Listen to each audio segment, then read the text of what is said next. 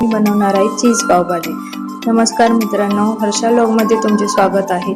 तर मी इथे भाज्या पूर्ण चिरून घेतल्यात। फ्लावर, गाजर, वाटाणा, बटाटा या सगळ्या भाज्या बारीक चिरून कुकरच्या डब्यामध्ये कुकरला शिजवून घेतल्या 3 शिट्ट्यामध्ये।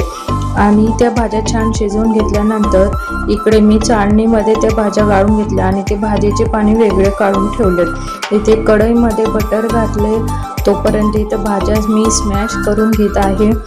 भाज्या स्मॅश करत तूप गरम झाले, त्यामध्ये थोडे जिरे, बारीक चिरलेला कांदा आणि टोमॅटोची प्युरी करून घेतली। त्यामध्ये आलं लसूण पेस्ट आणि टोमॅटोची प्युरी हे घालून पूर्ण मिक्स करून घेणार आहे।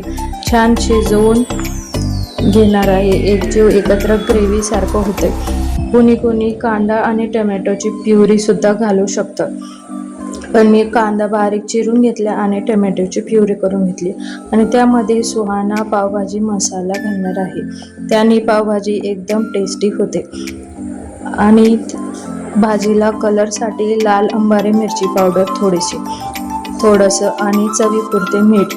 छान भाजी एकजीव होईपर्यंत सगळं पूर्ण शिजवून घ्यायचं आणि त्यामध्ये भाज्या स्मॅश केलेल्या घालून घेणार आहे। आणि या वेळेला मी भाज्या कढईमध्ये सुद्धा स्मॅश करून घेणार आहे।